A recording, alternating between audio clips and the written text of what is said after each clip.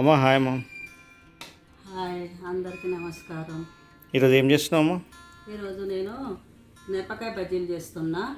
హోటల్లో ఎట్లా టేస్ట్గా ఉంటాయో ఆ విధానంగా మసాలా పెట్టి మిరపకాయ బజ్జీలు చేస్తున్నా. అచ్చా, మన హోటల్ స్టైల్లో మిరపకాయల్లో మసాలా పెట్టేసి మిరపకాయ బజ్జీలు. సరే చూపి అమ్మ, ఎట్లా చేద్దాం పద. మీకు ఎన్ని బజ్జీలు కావాలో అన్ని మిరపకాయలు కడిగి పెట్టుకోండి. నేనైతే ఒక 10 మిరపకాయలు తీసుకున్నా. ఇప్పుడు మనము మిరపకాయ లోపలికి మసాలా రెడీ చేసుకుందాం. మసాలా కోసానికి కొంచెం చింతపండు నానబెట్టుకోవాలి. 2 టీ స్పూన్ల నువ్వులు, 1 టీ స్పూను శనగపిండి, ఇవి మిక్సీ పట్టుకోవాలి. ఇప్పుడు మిక్సీ పట్టడానికి మన 2 టీ స్పూన్ల నువ్వులు, నానబెట్టిన చింతపండు,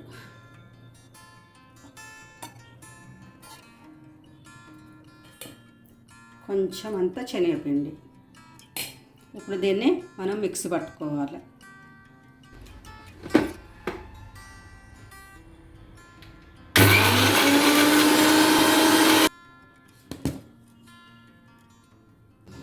ఇట్లా పేస్ట్ లాగా దీన్ని పట్టుకోవాలి. నువ్వులు, చింతపండు, కొంచెం శనగపిండి 3 కలిపి పేస్ట్ లాగా పట్టేసుకొని ఒక కటోరలో ఎత్తేసుకోవాలి.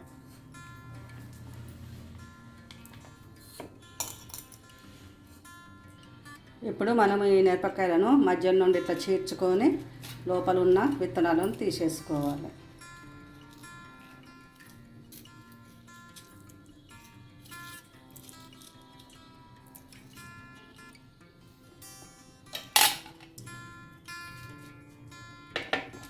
మిరపకాయలు విత్తనాలు దీంతో ఇట్లా తీసేసుకోవాలి.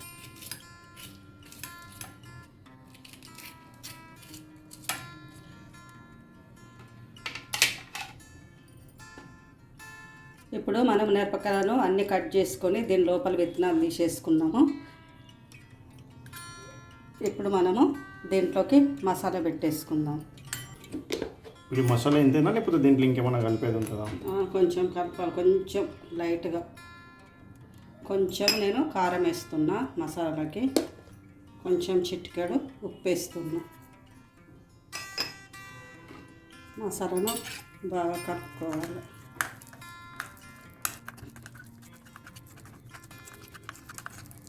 ఇప్పుడు ఇది మంచిగా కలుపుకున్నాను, బాగా కలిసిపోయింది కారం ఉప్పు. ఇప్పుడు దీంట్లో మనం మిరపకాయ బజ్జీలో పెట్టేసుకోవాలి.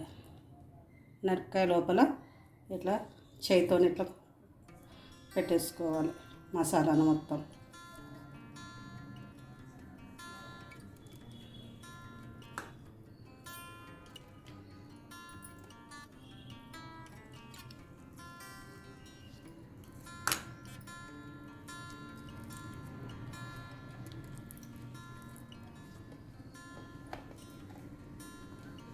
చూస్తూ ఉంటేనే టేస్టీగా ఉంది. చేయకముందు లోపల మొత్తం మసాలా నిండిపోయి ఉంది. మీకు ఒకవేళ స్పైసీ కావాలి, కారం ఉండాలి అనుకుంటే కనుక మిరపకాయ విత్తనాలు ఎక్కువ తీసే అవసరం లేదు, కొంచెం లైట్గా తీసుకుంటే సరిపోతుంది. లేదు స్పైసీ ఎక్కువ వద్దు అనుకున్న వాళ్ళు మొత్తం విత్తనాలు తీసేసుకొని తీసేసుకొని చేసేసుకోవచ్చు అండి.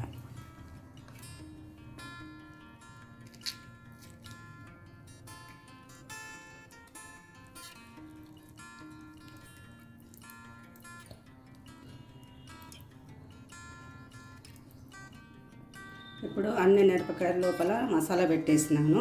ఇప్పుడు బజ్జీలు వేయడానికి మనం పిండి కలుపుకుందాం.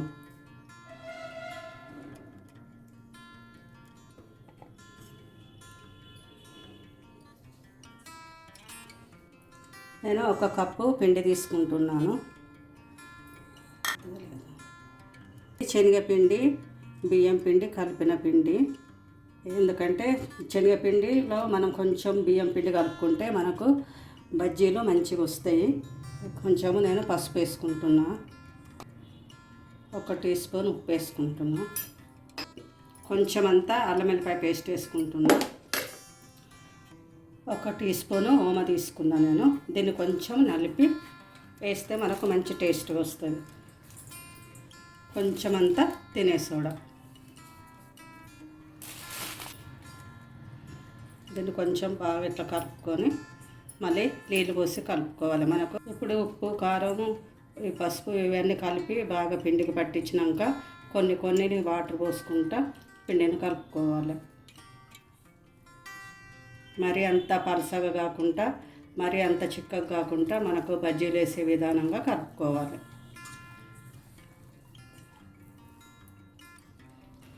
ఇట్లా ఈ విధానంగా మంచిగా కలుపుకోవాలి పిండిని. మళ్ళీ దీంట్లో ఉండలు లేకుండా బాగా స్మూత్గా కలుపుకోవాలి. దీన్ని ఈ విధానంగా కలుపుకోవాలి.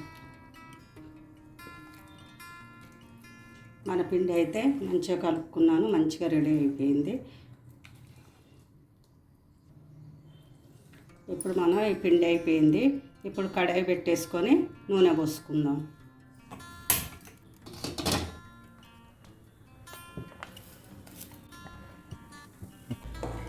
ఇప్పుడు మన నూనె కాగింది.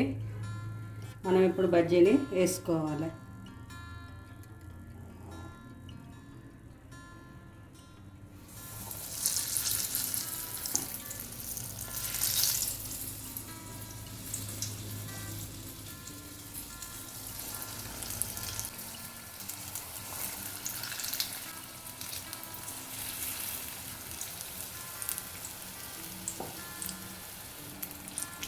ఇప్పుడు రెండు సైడ్లో మంచిగా దీన్ని తింపుకుంటా ఇట్లా కాల్చుకోవాలి. ఇవి మంచిగా ఎర్ర వచ్చేటట్టు కాల్చుకోవాలి. ఇప్పుడు మన మిరపకాయ బజ్జీలు మంచిగా కాలినాయి. ఇప్పుడు వీటిని తీసేసాం.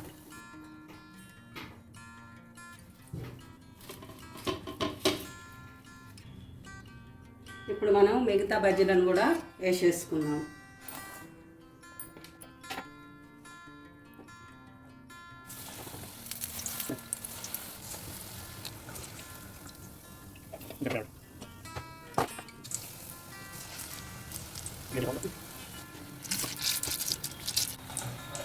అయిపోయినాయండి మన మిరపకాయ బజ్జీలు అయితే రెడీ అయిపోయినాయి. ఇప్పుడు మన మిరపకాయ బజ్జీలు రెడీ అయిపోయినాయి. బయట హోటల్ కంటే కూడా చాలా టేస్టీగా ఉంటాయి.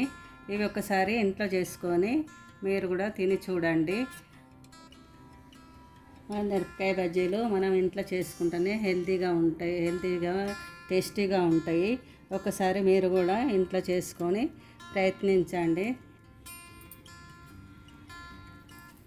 మన మిరపకాయ బజ్జీ చూడు ఎంత టేస్టీగా, దీంట్లో లోపల మసాలా మంచి టేస్ట్గా ఉంటుంది. చూసారు కదండి, ఇంట్లోనే చాలా టేస్టీగా చేసుకొని తినేయచ్చు మనం మిరపకాయ బజ్జీలని. సో మీరు కూడా ఒకసారి ట్రై చేయండి. ట్రై చేసి ఎలా ఉందో ఒకసారి మాకు కూడా కమెంట్ చేసి చెప్పండి. ఇప్పుడు వరకు చూసిన వాళ్ళందరికీ చాలా థ్యాంక్స్ అండి. Thank you for watching. Have a good day. Next వీడియోలో మళ్ళీ కలుద్దాం.